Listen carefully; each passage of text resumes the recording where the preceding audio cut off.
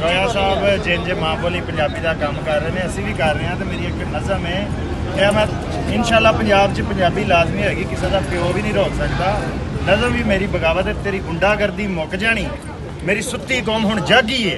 ਇਸ ਗੱਲ ਤੇ ਸਾਨੂੰ ਮਾਣ ਹੈ, ਹੁਣ ਸਾਡੀ ਮਾਂ ਬੋਲੀ ਪੰਜਾਬੀ ਹੈ, ਹੁਣ ਰਾਜ ਕਰੇਗੀ ਬੋਲੀ ਮਾਂ, ਤੈਨੂੰ ਨਸਲ ਨੂੰ ਨਹੀਂ ਲੱਭਣੀ। ਤਾਂ ਕੀ ਬਾਤ ਹੈ, ਕੀ ਬਾਤ। ਫਰੀਦ ਨੇ ਬੂਟਾ ਲਾਇਆ ਸੀ, ਬਾਹੂ ਨੇ ਪਾਣੀ ਪਾਇਆ ਸੀ, ਬੁੱਲੇ ਨੇ ਤੋੜ ਚੜਾਇਆ ਸੀ, ਸੋਹਣੇ ਰੱਬ ਨੇ ਫਲ ਵੀ ਲਾਇਆ ਸੀ, ਵਾਰਸ ਦਾ ਵਿਰਸਾ ਪਾਇਆ ਸੀ, ਨਾਨਕ ਵੀ ਇਸ ਦਾ ਜਾਇਆ ਸੀ, ਇੱਕ ਮੁਹੰਮਦ ਬਖਸ਼ ਵੀ ਆਇਆ ਸੀ ਜਿਹਨੇ ਸੈਫ ਮਲੂਕ ਪੜਾਇਆ ਸੀ। ਕੀ ਬਾਤ। ਫਿਰ ਤੂੰ ਗੱਦਾਰੀ ਕੀਤੀ ਸੀ, ਸਾਡੀ ਕਿਸਮਤ ਮਾੜੀ ਕੀਤੀ ਸੀ, ਸਾਡੀ ਜੀਵ ਨੂੰ ਜੰਦਰੇ ਲਾਏ ਸੀ, ਤੂੰ ਇੰਜ ਦੇ ਜ਼ੁਲਮ ਕਮਾਏ ਸੀ, ਤੂੰ ਮਾਂ ਨੂੰ ਵੇਚ ਕੇ ਖਾਦਾ ਸੀ, ਇਸ ਜੁਰਮ 'ਚ ਹਿੱਸੇਦਾਰ ਸੀ ਤੇਰਾ ਦਾਦਾ ਵੀ ਪੜਦਾਦਾ ਵੀ।